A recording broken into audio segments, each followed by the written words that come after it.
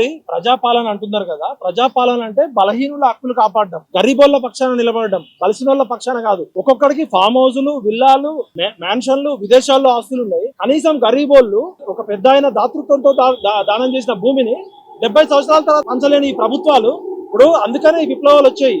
ఇప్పుడు నక్సలైట్లు ఉట్టికే రారు.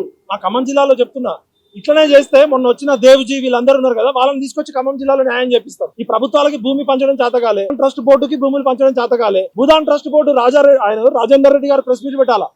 ఎవరు అమ్మిర్రు, ఎవరు నకిలీ పత్రాలు ఇచ్చారు, వాళ్ళ దగ్గర ఉన్న పేద కూలీలు అయితే నకిలీ పత్రాలు చేయలే కదా. భూదాన్ బోర్డు రెస్పాండ్ కావాలి, రెవెన్యూ మంత్రి ప్రెస్ మీట్ పెట్టాలి, అక్కడే రౌండ్ టేబుల్ కాన్ఫరెన్స్ పెట్టి కలెక్టర్ ని పిలుద్దాం. కలెక్టర్, రెవెన్యూ మంత్రి తుమ్మల నాగేశ్వరరావు, ఒకడేమో కళ్ళుండి చూడలేని కబోది, ఒకడేమో చెవులుండి వినలేని చౌటోడు, ఒకడేమో మాటలు రాని మూగోడు. ఈ ముగ్గురు మంత్రుల పరిస్థితి అట్లుంది. ఒక ఆయనేమో దుబాయ్ వేయండు, ఒక ఆయనేమో కొడుకు పెళ్లిలో బిజీగా ఉన్నాడు. దళితుల పక్షాన, అక్కడ ఉన్నదంతా ఎస్సీ ఎస్టీ బీసీలు, వాళ్ళ పక్షాన మాట్లాడరు. వీళ్ళ అవసరాలకి, వీళ్ళ కుటుంబ కార్యక్రమాలకి, వీళ్ళ అంగు ఆర్భాటాలకి మాత్రం 100 కోట్లు ఖర్చు పెడతారు. ఇక్కడ ఉంది ప్రజాస్వామ్యం. ఉల్టా కాంగ్రెస్ వాళ్ళు వచ్చి కౌంటర్లు ఇస్తున్నారు. ఈ ఇష్యూని పొలిటిసైజ్ చేసి బీఆర్ఎస్ మీద వేసే ప్రయత్నం చేస్తున్నారు. అది రాంగ్. అది వీళ్ళు కౌంటర్ క్షమాపణతో ఇయ్యాలే తప్పితే యూట్యూబర్లను వీళ్ళని ఇది పేడ్ బ్యాచ్ బీఆర్ఎస్ చేస్తుంది కాదు. మాకు మెదడు లేదా, మాకు కళ్ళు లేవా, మాకు బుద్ధి లేదా? బీఆర్ఎస్ వాళ్ళు ఎందుకు చేస్తారు?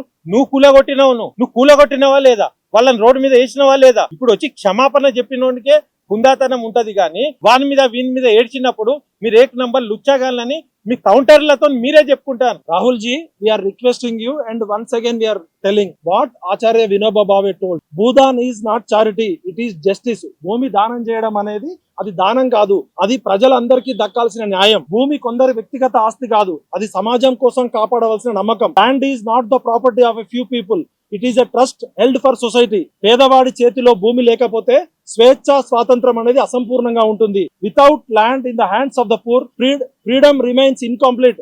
రాహుల్ గాంధీ, మళ్ళొక్కసారి విను.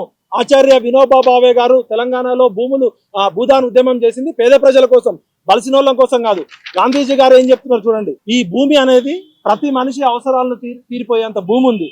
కానీ మనుషుల లోబిని, దురాశను కాదు. మంత్రులకి 100 ఎకరాలు ఉంటాయి, 1000 ఎకరాలు ఉంటాయి.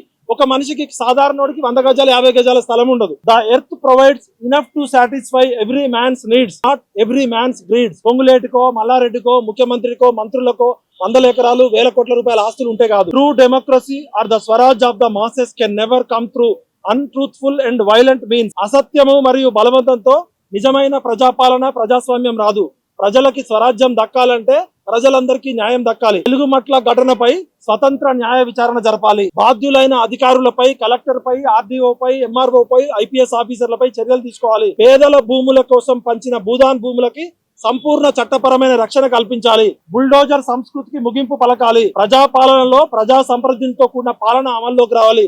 మేమేమి రాజకీయ లాభాల కోసం కాదు, రాజకీయ పార్టీల కోసం కాదు, ప్రజల హక్కుల కోసం, పేదోళ్ల గుండె చప్పుడు కోసం, తెలంగాణ భూముల భవిష్యత్తు కోసం, రాజ్యాంగం కల్పించిన హక్కుల గౌరవం కోసం ఈ అంశంపై మేధావులందరూ మౌనం వీడాలి. ఒకవేళ ఈ అంశం మీద మాట్లాడకుండా మౌనంగా ఉంటే వాళ్ళు కూడా చరిత్రలో తప్పు చేసిన వాళ్ళు అవుతారు. దయచేసి ముఖ్యమంత్రి గారికి మళ్ళొక్కసారి చేతులు ఎత్తుకున్న ఆ 60 ఎకరాల భూమిని పేద ప్రజలకు పంచండి. ఈ భూబకాసుల నుంచి తెలంగాణని కాపాడండి.